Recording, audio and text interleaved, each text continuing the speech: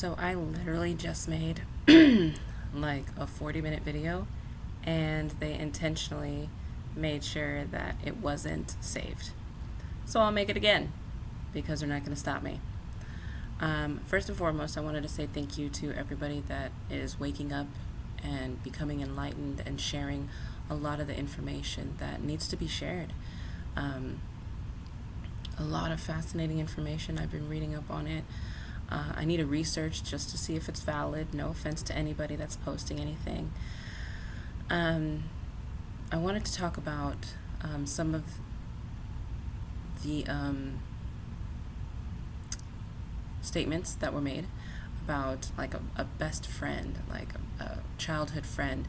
And the only friends that come to mind would be like Jennifer Bush, Erica Leah Riley, Sherry Steen, Manuel Montenegro, Jose Ramirez. Almost we had an interesting hate relationship. No, it's interesting. He's a good guy, but the only one that I can think of that would actually participate in all of this would probably be Erica Leah Riley. Another interesting thing is, one of my exes, he was who I classified the love of my life, Angel Martinez. I will always love him. Even to this day, I still love him very much. He's a good man. He's intelligent. He still had his own growth he had to deal with. But aside from that, he's a Leo. But aside from that, I remember, like Erica, I met her in like 7th grade, and she was in and out of my life a lot. And then I remember she came to my work after going to my house, and I wasn't there, and I was so happy I cried. Like nobody had seen me do that at work or anything before. So it was like, oh wow, And then we just kind of lost contact again, but we stayed on Facebook and everything. And then I remember I took a vacation to Pittsburgh, and that was nice. And then I think probably about 2 or 3 years later, the love of my life ended up moving to Pittsburgh after he got his master's at Boulder, Colorado. And he actually went to Penn State. He was an instructor, and he was also doing his PhD there, which he got his PhD. Of course, he's brilliant. In solid state physics. He and I were both physics majors. I think I'm more astrophysics. He's theoretical, so we argued a lot. But the thing is once we argued only about physics. Everything else we could talk about. We had very good communication. And then and we got mean with physics. We got personal. So I said, you know what, maybe we just not talk about physics together. I remember when we had black holes and relativity, when we were both going to Cal Poly Pomona, we did a project together, and he was like, I don't recall it being that. He just didn't like the way I presented anything. But yeah, so we were very different, but we respected each other. So once we didn't talk about physics, our relationship was great. Anyway, so he ended up at Penn State, and I was visiting him, and all of a sudden, Erica hit me up on Facebook and was like, oh, you're in the area, you should come by, blah, blah, blah, blah, see my kids, da, da, da, da. And I wanted to, and then just, nothing ever happened. But I did find it interesting that she was in Pittsburgh at the same time as Angel, possibly keeping an eye on him, because he was the love of my life. I visited him as much as I could. I spent a lot of money visiting him. Anyway, so I think that she would be the closest one to be classified my best friend in childhood that would be doing this. Sherry, I don't think she's really into this kind of stuff, especially not witchcraft. Jenny, nah, not really. I don't think so either. Manuel, I don't think so either. So I really think, by deductive reasoning, it would be Erica Leah Riley. Another person I want to talk about, my father's new wife. After my mother died, it was like 7 months later, he married this succubus because, he didn't want to be alone, and, to each his own. So she actually gave him such a run for his money. Now she has some HOA business, whatever, and I guess it was doing all right. But yeah, I think they my dad was going bonkers over her, and he was driving all the way to San Francisco. He damaged two cars. He totaled two cars on the way over there because he kept on hitting something. And then he was drinking heavily too. Yeah. And then I saw why my mother just kind of let him do whatever he wanted because there was no getting through to him. It was really sad. But I just was worried about him killing himself. Anyways, but I remember one time he was telling me, like, he went back to her place and she was, like, he tried to get into the window and stuff. I'm like, Daddy, you're freaking 70. Like, what are you doing? You know, she really gave him a run for his money psychologically. And because he doesn't want to die alone, you know, he's staying with her, right? Aside from that, she hated me. I was the only one. She didn't hate Jess. She loved Jess, you know, like mine's, right? But when it came to me, it was a whole nother scenario. And I remember she said, oh, you have that other woman in your house. Now, talking about weird stuff, because I was like, you know, I'm his daughter. What are you talking about, other woman? But who knows? He was probably raping me while I was, after my car accident, because I was down and out for 2 months. I didn't get out of bed. I didn't even eat sometimes because I was just this major headache. I just couldn't move. And my neck was fractured. So I was supposed to be bedridden for 8 months. I got up after 4 months and started working again in construction and driving my father to the DMV every day and et cetera, et cetera. And then I was in a band at the same time, so I was practicing stuff like that, you know, songs and everything. So I was very active, even though I was supposed to not be. But the fact that she said, oh, is she the other woman, you know, like she just did not like me. What I want to share is the location that I'm at right now. The owner has already orally raped me probably 3 times. I'm pretty definitely sure of 2, but I'm suspecting 3. And I've already reported that to the police too. But aside from that, he made a comment. Like, I've been at his house plenty of times because he's a former band member when I joined a band here in Arizona. And he's a former band member and never had any problems. You know, people come and go in his house all the time. He's very open. But all of a sudden, after 2 times that I knew I was raped, well, I suspected. I wasn't sure, but I suspected it. He said, oh, well, let's not talk in the hallway, you know, because I don't want my wife to think something's going on. And I was like, what are you talking about? You know, think she knows something's going on because you already orally raped me twice. And so thinking about that now and then looking back, my father was probably raping me while I was down and out. I don't know what is wrong with people and their incest. But yes, I did know that my father had a attraction to me anyway when I was younger, because once I hit puberty around 13, 14, I was a late bloomer. I didn't get my period until I was 14. But once I hit that age and I hit puberty and I started, you know, my breasts started to show, I was much more curvy and so on and so forth. I noticed my father looking at me. So that's why I actually wear a lot of long sleeve clothing, because I didn't like the attention. I didn't want to be looked at as that. I always wanted to be looked at for my mind. So now it's probably sure that he probably raped me in my sleep. And then I got really heavy, almost like I looked pregnant, and I didn't know why I couldn't get the weight off. And then it just over time subsided. So I don't know. Well, I do have an idea, but I'm not going to talk about it. I've heard it in a couple of psychic readings, but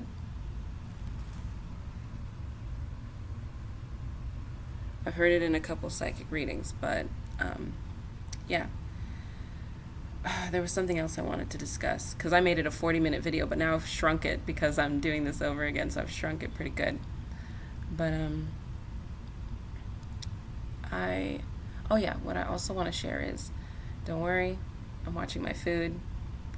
I'm watching my surroundings. I am praying to God because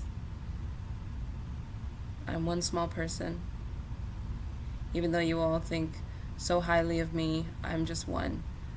And I've been working very thoroughly to not be the only one. So some of you, when you see what I'm doing and you say she's manifesting, yes, I am, because I can't do this alone. And all of you that are participating, please, help me, pray for me, pray for this planet, for the enlightenment, for the exposure of what people are doing here, for people being targeted, individuals like myself, because we have the capacity to have a connection with the universe in a different way. Like, please, I do appreciate it, and I thank you. There's going to be a lot of good things happening.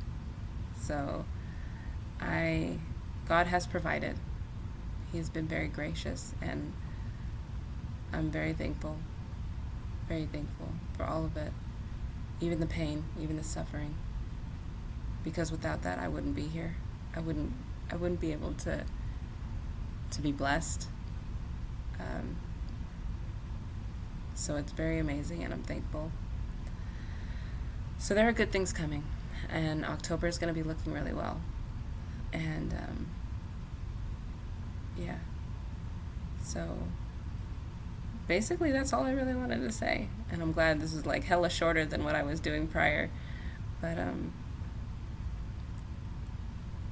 yes, just pray for me and pray for others, because there's a lot of targeted individuals that have been murdered because of this, that have been disabled, physically mutilated because of this. Like my friend Constance, who is blind, with her disabled daughter. And they torture her disabled daughter so much.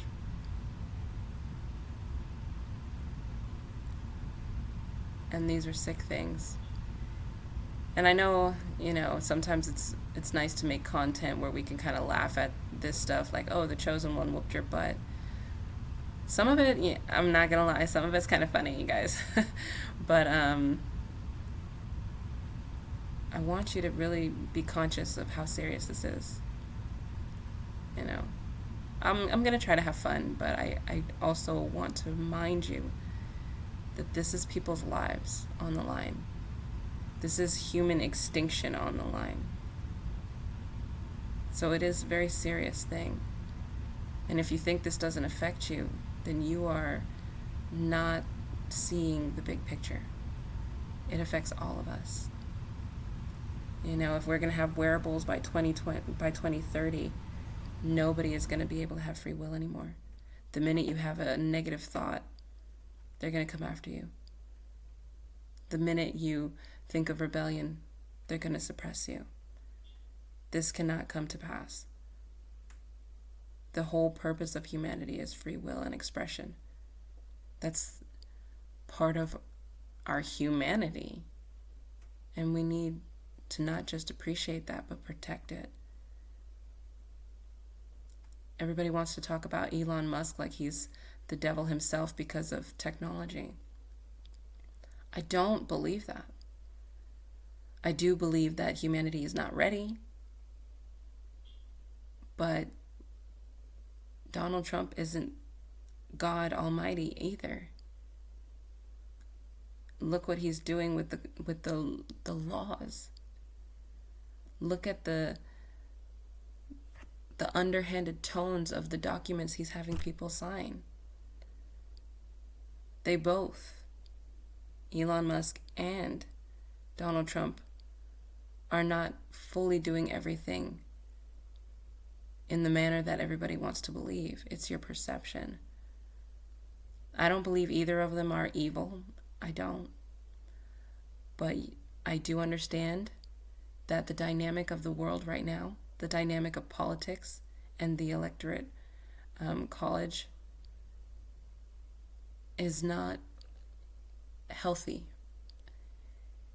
It wasn't healthy when Obama got in office either. And you have to understand that they're trying to smooth things over and make things quiet. And the more that we awaken, the more you guys have to understand we need to bring this to our legislation.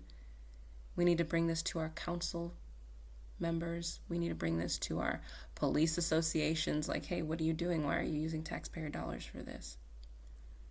Like, why do our streets look like crap and are messed up, and we don't have homeless or welfare programs for our communities, but you have these wonderful, like, assisted housing programs that look like mansions?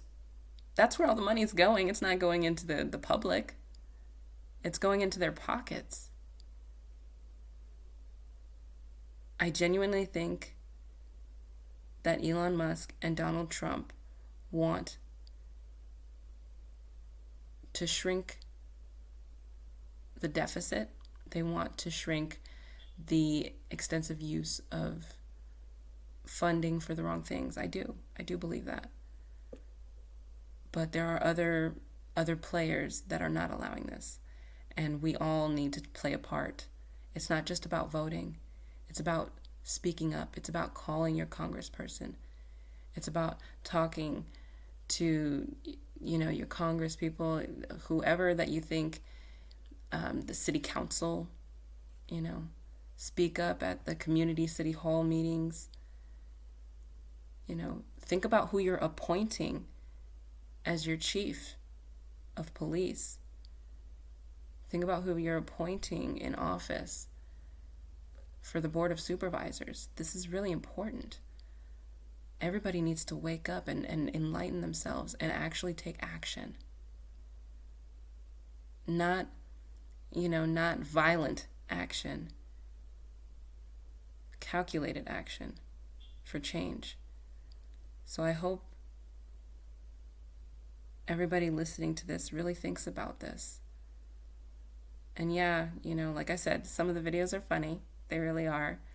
But we have to take this seriously, because at the end of the day, when we're in our 50s, 60s, don't we still want to be able to have Social Security so we can die in a home peacefully, not still working until the day of our last breath, struggling to pick up anything and even have a nice moment to ourselves to actually enjoy nature or enjoy just being with ourselves in our home, cooking some food for ourselves, watching grandkids. I mean, this is so much more, and this is for generations to come.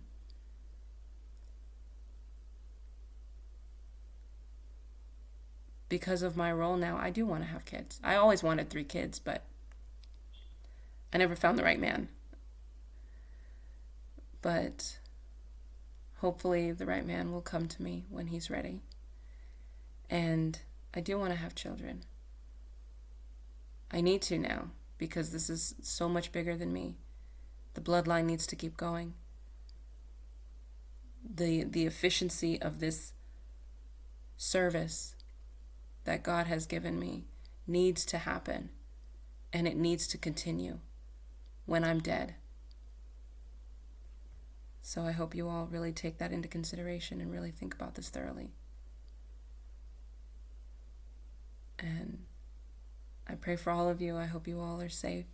I hope you all have enlightenment. I hope that my words hold some type of merit and you really take them to heart. Anyway, on a softer note, I hope you guys have a great night. Hopefully this video will be able to be put up, because, I know somebody's messing with it, and you all take care.